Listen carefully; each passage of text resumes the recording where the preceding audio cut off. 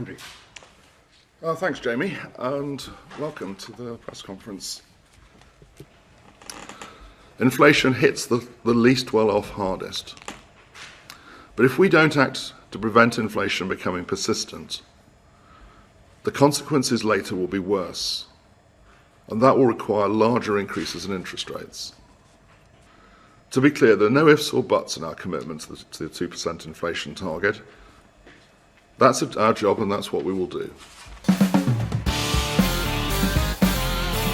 안녕하십니까. 글로벌 모니터 안금호입니다. 2022년 8월 11일자 중구난방 시작하겠습니다. 저희 오상용 편집장, 김성진 에디터 함께 나와 계십니다. 안녕하십니까? 예, 안녕하십니까.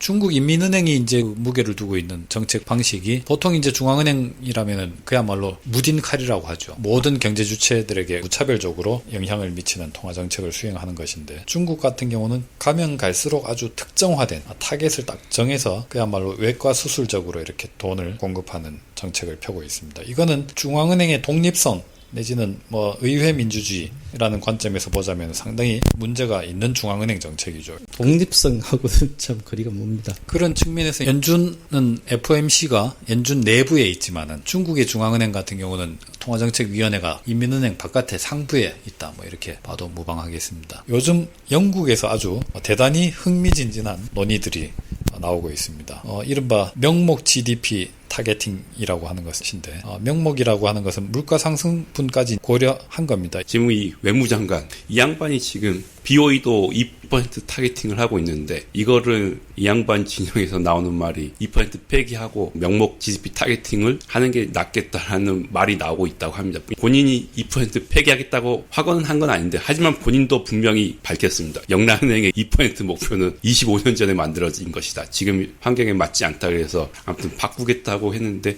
영란은행은 놀랍게도 독립성을 얻은 게 25년밖에 안 됐습니다. 그렇죠. 네, 97년에 얻어서 영란은행은 그전에는 재무장관이 금리를 결정하고 중앙은행은 보조 역할만 했거든요. 근데 그 뒤로 바뀌어서 중앙은행이 금리를 결정했지만, 하지만 BOE는 아직도 재무장관의 입김이 엄청나게 큽니다. 매년 지침을 받죠. 그 집권당에서 사실상 넘버 2 역할을 하는 게 재무장관인데, 중앙은행 총재를 임명할 때도 재무장관이 공고내고, 사실상 재무장관이 고르면 이제 총리가 재가를 하는 거거든요. 인플레이션이 목표에서 크게 벗어나면 그거를 설명하는 것도 중앙은행 총재가 재무장관에게 하게 돼 있습니다. BOE는 선진국 중앙은행 중에 보면은 독립성이 가장 취약한 구조인데, 차기 총리를 선출하는 과정에서 2% 목표를 아예 폐기하고 명목 GDP 타겟팅으로 가자라는 말이 나오고 있는데, 이게 지금 중요한 의미는, BOE는 중앙은행 중에서 지금 거의 처음으로 우리는 리세션으로 간다고 자기들이 인정했거든요. 발표를 했죠. 이미 그냥 공언을 해버리고 되게 긴 리세션이 될 것 같다고. 실업률도 꽤 오를 거라고 했고. 인정을 해버렸는데, 보수당 입장에서는 되게 기분이 나쁠 거거든요.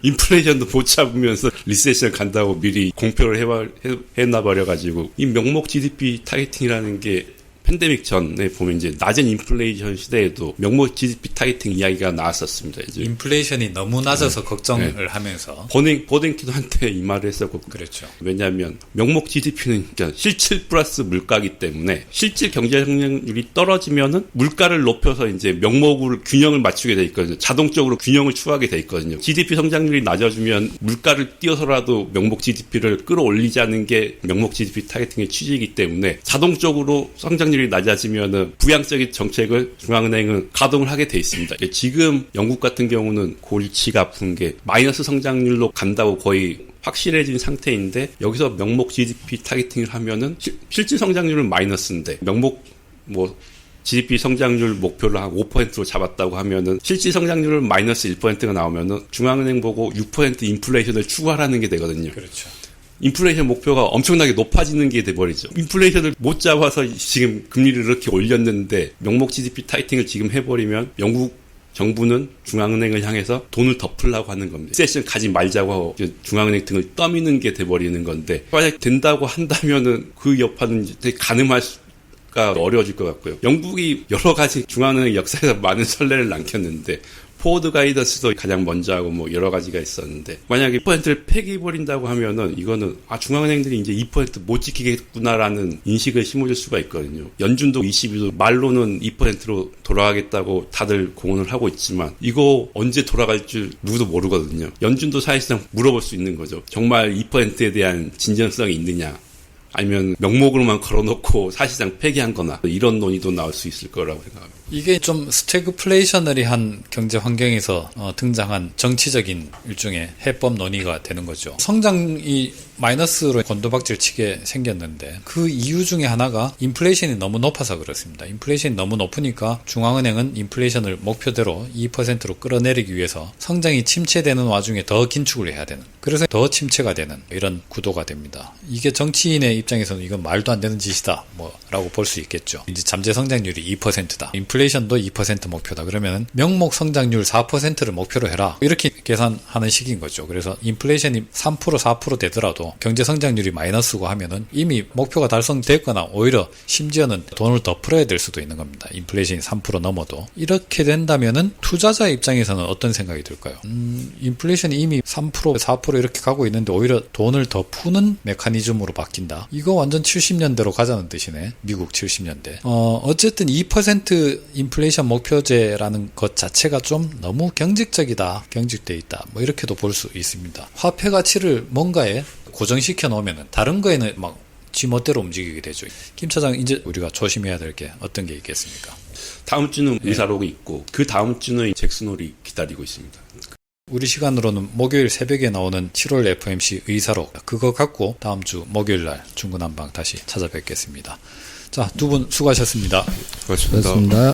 Thanks, Delphine from the Financial Times. How worrying would that be if it's a question of independence? Thank you, Delphine. I mentioned earlier, it's important to understand how the regime is constructed because it was constructed very carefully. In 1997, when it was put together, a number of us were involved in that at the time, and it has served. Dave said it has served very well. I mean, that average inflation figure is one again that is not the case for all central banks. Certainly, I'll say that. But I look forward to working constructively with whoever the new prime minister.